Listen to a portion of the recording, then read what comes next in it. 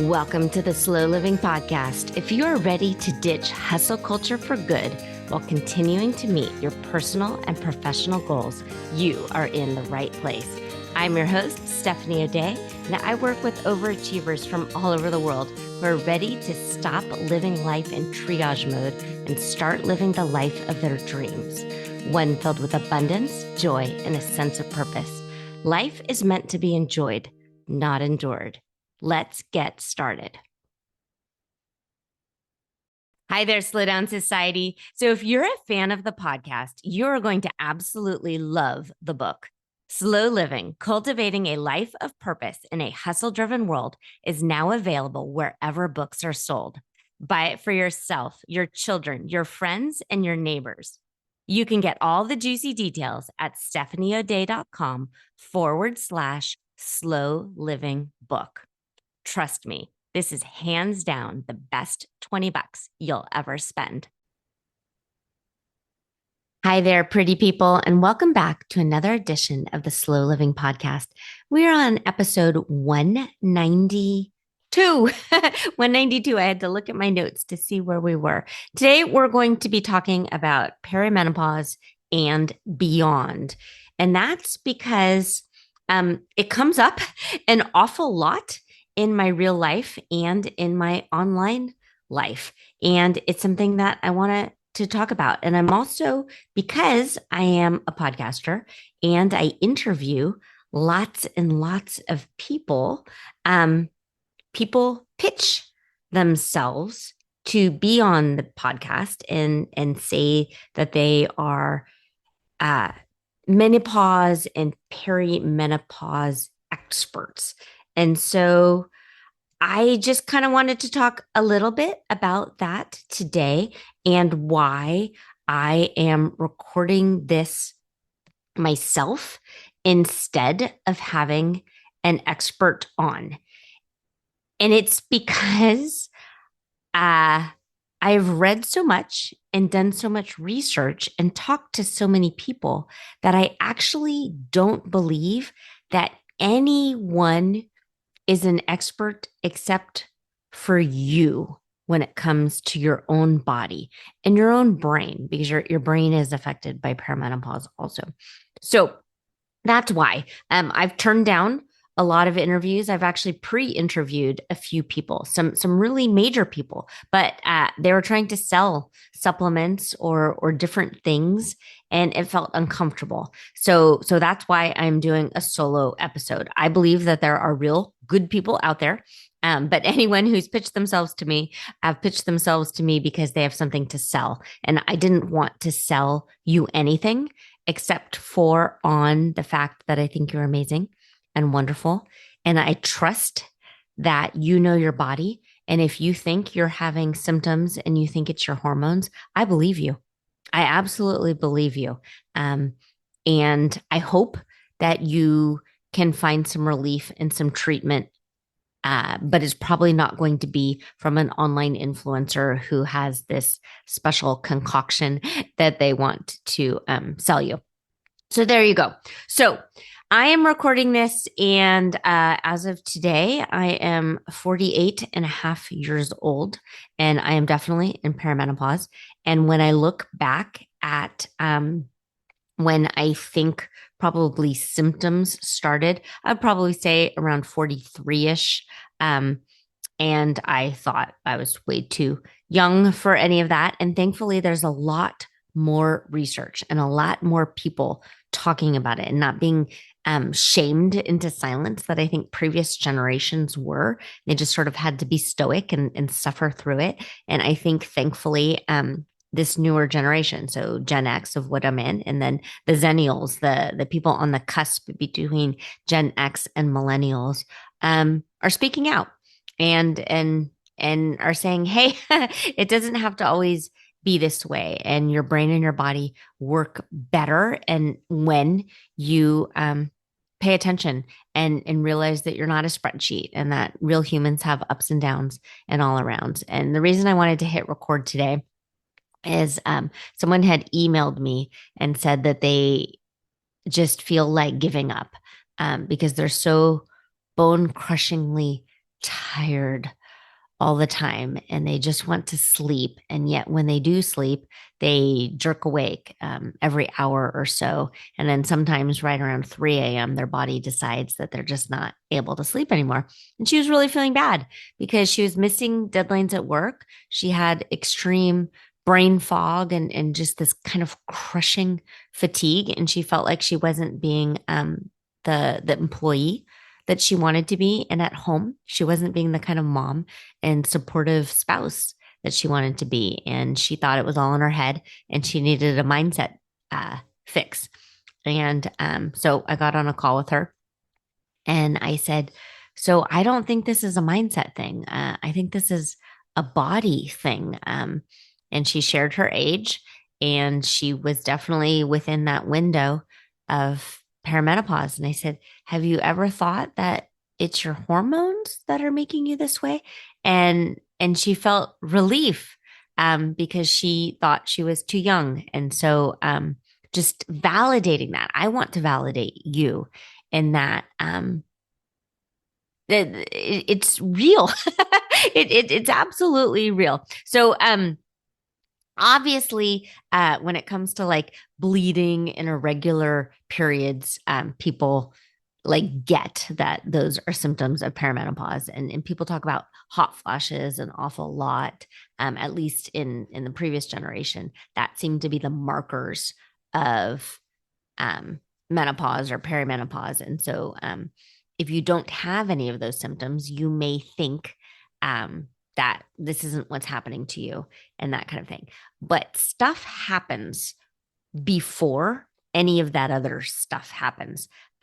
So for me, little weird things, joint pain, more knee pain, hip pain, uh, just in my tendons, everything just felt tight. I had a bout of plantar fasciitis, different knee pain, hip pain. I injured my shoulder and then it just never, ever seemed to get better. For a little while, I thought I had a rotator cuff injury.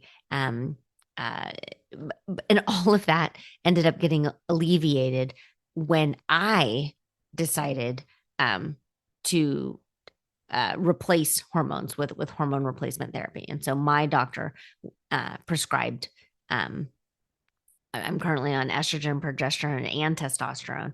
And it took some time and it took some of me tweaking and fine tuning and asking and advocating for myself. This is not a podcast episode pushing hormone replacement therapy. It's completely and totally personal and something that you get to decide. And it's funny and it's interesting because the the disclaimer that I am tempted to use and people have used always is it's something to discuss between you and your doctor.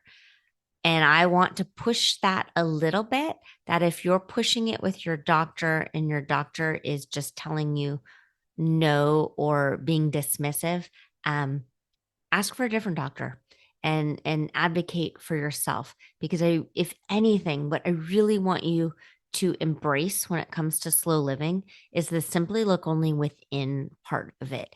And you know yourself best. You know your body best. If you are just struggling and are having a hard time and you just think that things aren't working properly and you're in the correct age range where you think it might be perimenopause, just see if perhaps maybe some things can be alleviated either by hormones or by different supplements. And again, I want you to do your own research and ask your friends, ask family, go online, research, and then fact check.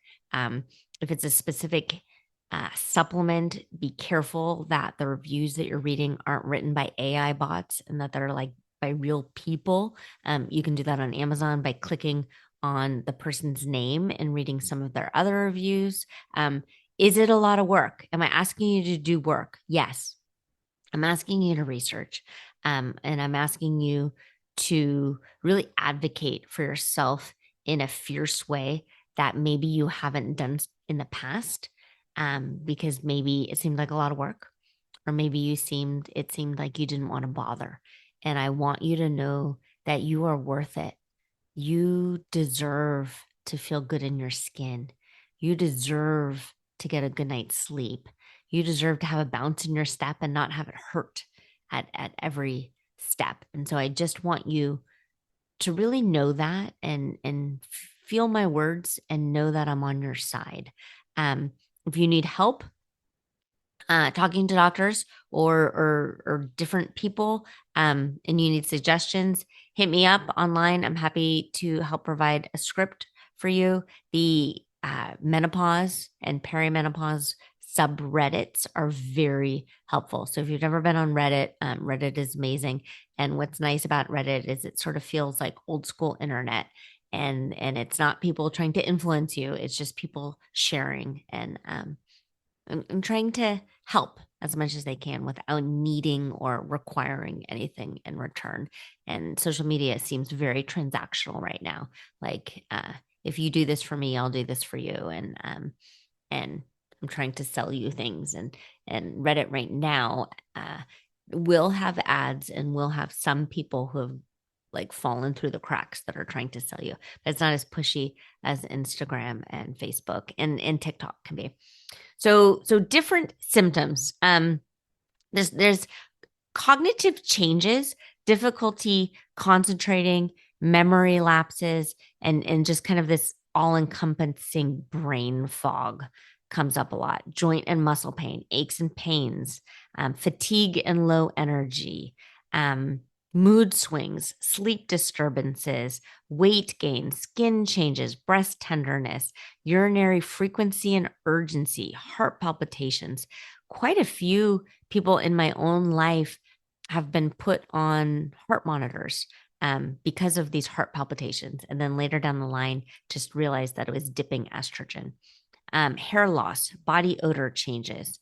All of these are different symptoms that some people have, not all people have. And then as far as like the quote unquote regular ones are missing cycles, skipping cycles, hot flashes, night sweats, and dryness, kind of all around mucous membrane and vaginal dryness. And again, anywhere you look, you can find supplements. You can find people say, well, you've got to increase your magnesium, or you've got to take DHEA, or you need this, or you need that. Maybe, and maybe not. And maybe they're just trying to sell you. So just really do your research and pay attention as much as you can. And I think that's really the moral of what I would like for you to do. I have a laundry list of people who I've now spoken to, and everyone has similar symptoms, but they're personal to them. And getting to know your body and what your body can do versus just accepting decline. It just being in this kind of like martyrdom. Well, I guess this is just how it is now for the rest of my life. I'll just never sleep again, and I'll have to pee every 20 minutes, and I can't ever run again because all my joints hurt.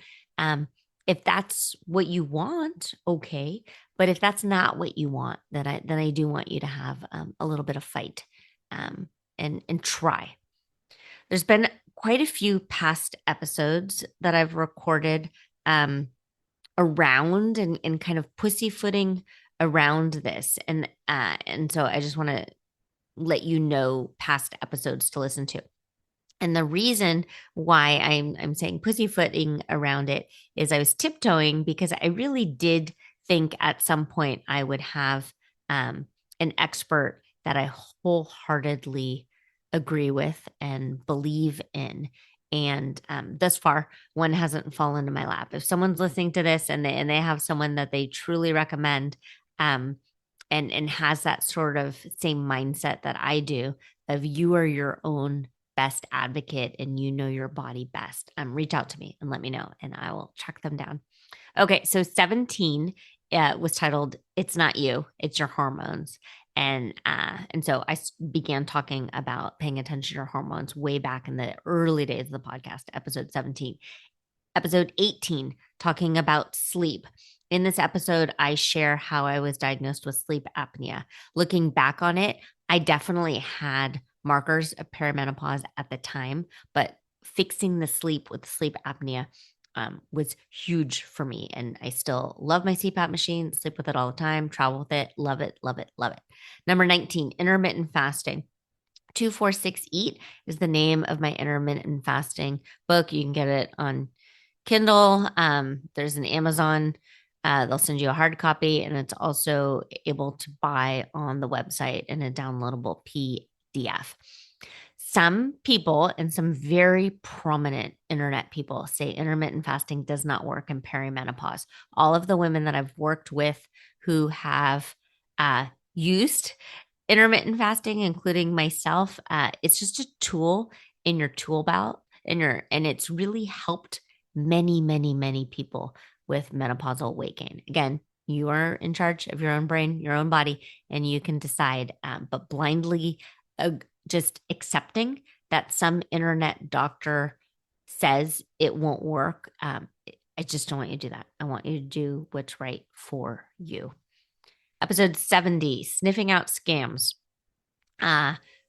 In this one, I'm really just talking about not falling for hustle culture and internet marketing bros. And it doesn't really have anything to do with hormones, but it's, again, one of the reasons why I'm not interviewing someone right now. Episode 90, adrenal fatigue. There's a lot of overlap between people being diagnosed with adrenal fatigue and thinking they have adrenal fatigue, and then later down the line realizing it was just the beginning stages of perimenopause. So I want you to pay attention to that.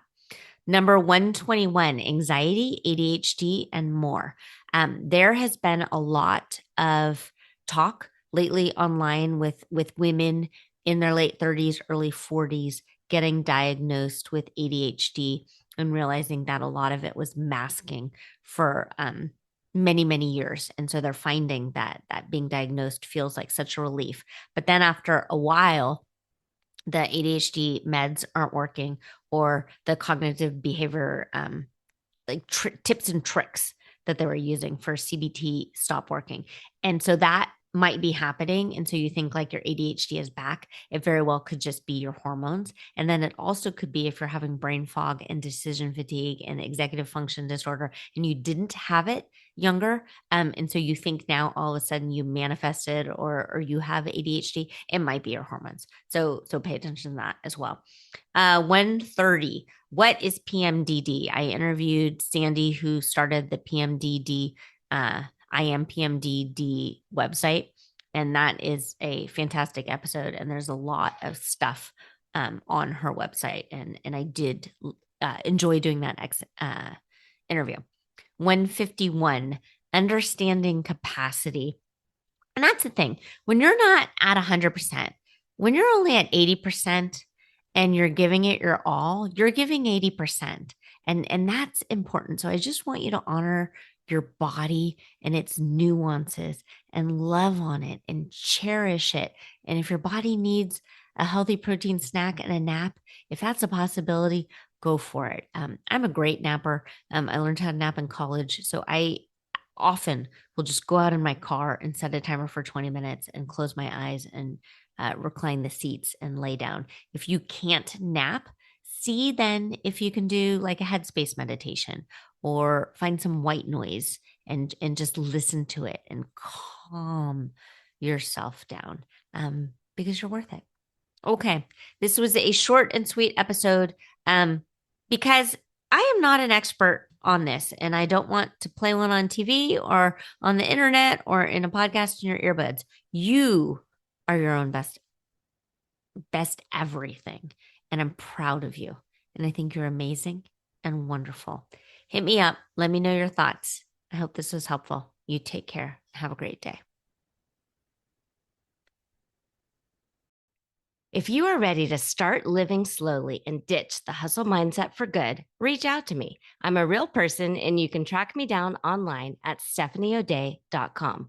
Also, if you found value in this podcast, please share it with your family and friends and tag me on Instagram at Stephanie O'Day.